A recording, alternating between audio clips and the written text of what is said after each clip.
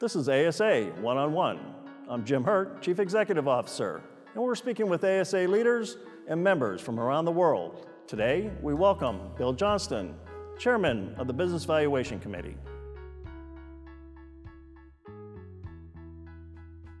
As Chair of the Business Valuation Committee, describe for us the vision you had and what you hope to accomplish as the Chair, and has that vision really come to fruition? Well, thanks for asking the question, Jim. One of the reasons why I'm so happy to be part of ASA is that our professionals are so committed to the highest possible quality.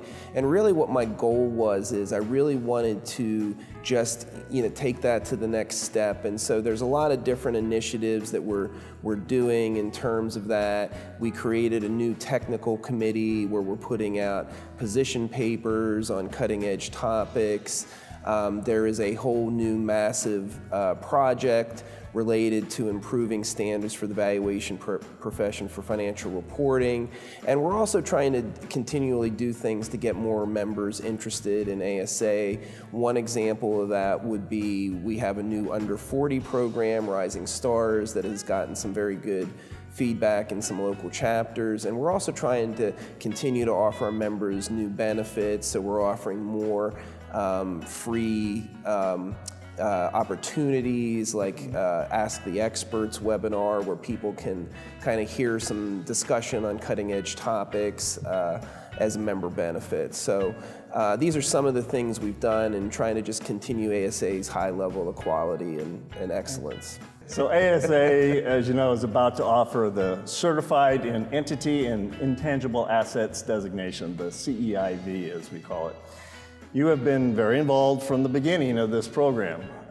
Can you tell us about the process to develop the CEIV designation, and how can someone attain it, and other thoughts you may have about the program? Sure. Well, this is a really big deal in the valuation profession, and I could certainly probably spend all day talking about it, but basically I think it's an unprecedented situation where you've had different premier valuation organizations, of course ASA is one of those, coming together to address concerns in the community and come up with a common set of standards for valuation. And at ASA we really see it as a profession, not an industry, and we really think that doing this really enhances the credentials of our members, and it really puts us on a higher level. And it's been a multi-year process. A lot of resources have been put in by all the organizations, and we're really excited about it, and there's a lot of interest and buzz about it.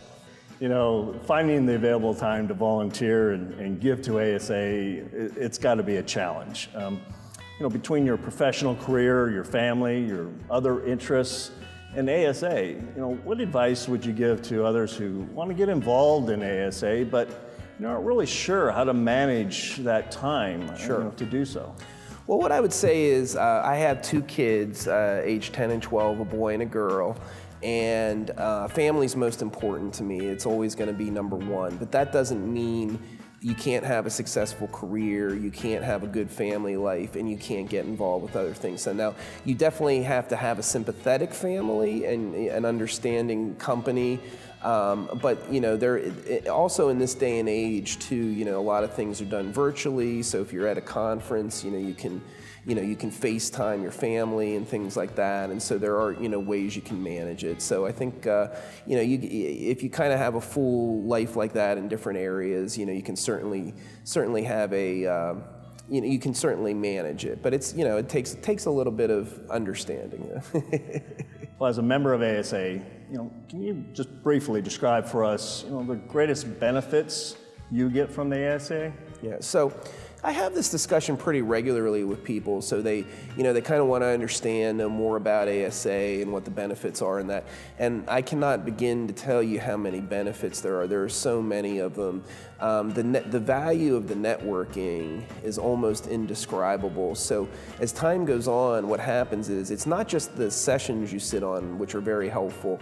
You develop all kinds of contacts. So say I had a problem on a job, whatever the area is, I could pick up the phone and call somebody who's an expert in that area, and they would take my call. And it's, that would apply to anybody, who goes to these. And, we're a very, we like to discuss ideas and help our appraisers out. And, a question I also get to is about, business development and things like that. And there are a lot of business development benefits. If you know sort of how the conferences work and all that, there are definitely strategies you can employ to get new business. And then indirectly, I can tell you there's a big difference if you say, I've taught a class on this, or I had this position in my society, or I've done this through ASA. There's a huge impact on the client if you show you've done those it shows your expertise and it sets you apart from other people. So there's really, really a lot of benefit. Thank you, Bill, for joining us today, and thank you for watching ASA One-on-One.